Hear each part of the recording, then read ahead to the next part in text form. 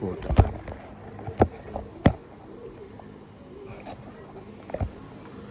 Yan, day 13 ng Impromptu Speak. Hell yeah. So, ito na. Diretso ko na agad. Strain. Wait lang. Para alam natin lahat. Strain is the force a part of one's body or oneself to make strenuous, unusually great effort. Strain, marami ng strain.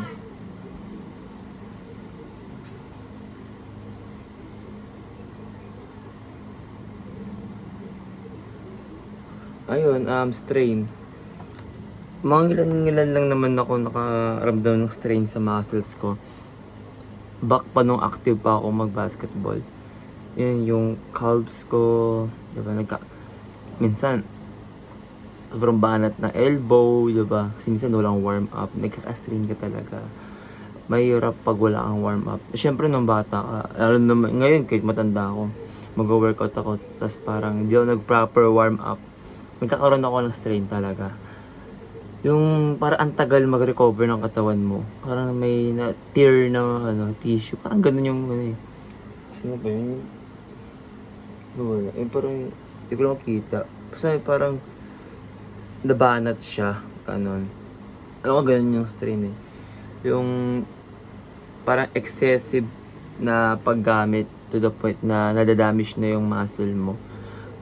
Prominent yun sa akin. Nung active pa ako physically, nung bata pa. Kasi nung tumanda ako medyo, lalo ng pandemic, nakahiga lang ako.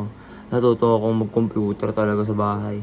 Ayun, ngayon, nararanasan ko pa siya kasi lumalabas ako Tsaka ngayon, medyo naging physically active na ulit ako kasi nag-workout. Lalo, ginagaling ko yung pag-workout ko ngayon kasi, wala lang. So, wala mag-level up kasi masama nga doon pag iisa lang ginagawa mo araw-araw, wala lang, pangit, ineffective. Hindi mo na ma-fine tune yung ibang bagay na pwede pa mag-improve sa'yo. Ayun.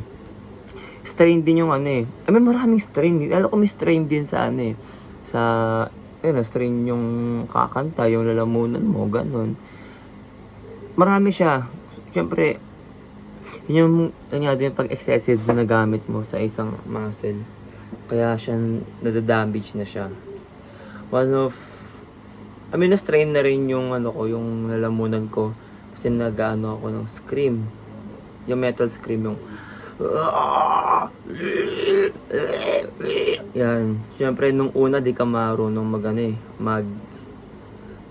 gawin yun. Kasi may proper technique para gawin siya safely. Pero yung mga naunang pioneers, yung mga naunang vocalist, nakilala natin, di ba, si Jimmy Garcia, Chino Moreno,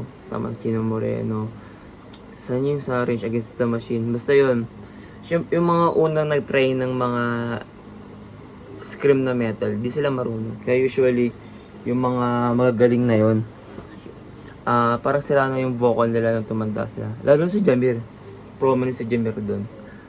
Parang laging use yung yung throat niya. Ayun lang. Bye.